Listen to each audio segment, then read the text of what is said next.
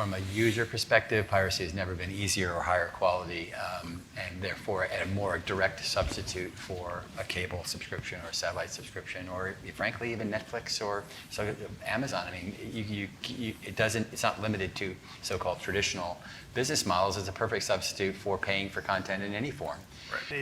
It's getting worse because the quality of the piracy services is so much better than it used to be. Right? So now it's not just a matter of maybe you can get one VOD stream from somewhere, whatever. Now you get boxes with thousands and thousands of linear TV, live events, live sports. And then on top of that, they have thousands and thousands and thousands of films and videos, whatever, in the VOD catalogs, in the boxes, and they will sell them for $9, $10, $15 a month, right? So, and that content is easily good enough to bring it to the big screen in the home, in the living room, and so on. So that's actually a seriously contender to what used to be. Used to be on the internet, in the teenage rooms, people were, the kids were surfing around, finding a stream for something, and then they had to surf around, find another stream, or they had to download something and wait for whatever. Now it's with the remote, it's in the living room, it's for the family. So in that aspect, it's getting worse. Now, there are a lot of tools available. Thing is, everybody needs to implement all these tools, and everybody needs to cooperate with each other, right, to get to that point. So, I agree with what you said, and I started kind of on a negative note. But I think at the same time, I think some of the stats, and maybe Ron, you have more data.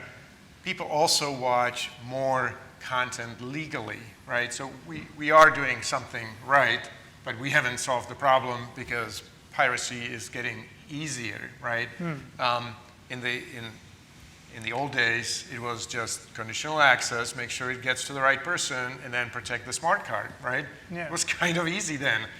But now content is distributed over any network to any device, and the same technology that enables this proliferation of legal content, this whole streaming and OTT that we are talking about, the very same tools are being used by the bad guys, right? The same encoding that is now available on every phone, the almost unlimited bandwidth that allows people to do restreaming, they use the same technology to run their business. For the regular consumers, it's immensely difficult to find out who is the real good guys and who are the bad guys, right? That's true. My mom wouldn't know. She really wouldn't know if she were buying a pirate service or a legitimate service. Look at the logos, look at the quality of service.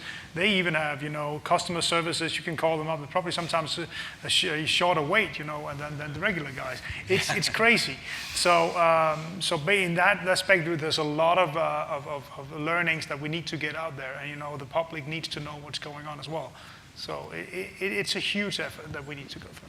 There is a little bit more of a recognition of this now among the distribution community. Yeah. And frankly, they're the ones who are now paying the sort of price that we've been paying since Napster was invented in the late 1990s, and they're losing customers. So the cord cutting phenomenon is usually described more or less exclusively as an economic thing where it's just too expensive for your cable subscription, but there is all kinds of documentation that the availability of free or low cost, a lot of them aren't free actually, but much lower cost pirate services is a factor in cord cutting. So what I've seen is the distribution community starting to get interested. They're the ones who actually have the customer information. They're the ones who can know who's engaged in ridiculous amounts of uploading or downloading of content using their broadband subscription that they have.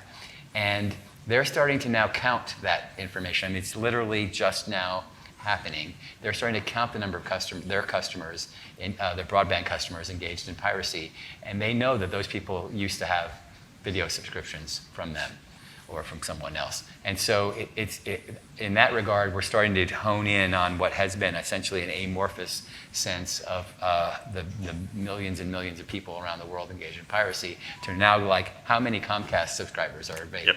We're starting to get to that level, and it's for the first time ever. So again, you have to know what the scope of your problem is before you can get interested in solving it. So from that perspective, things are getting better in terms of awareness.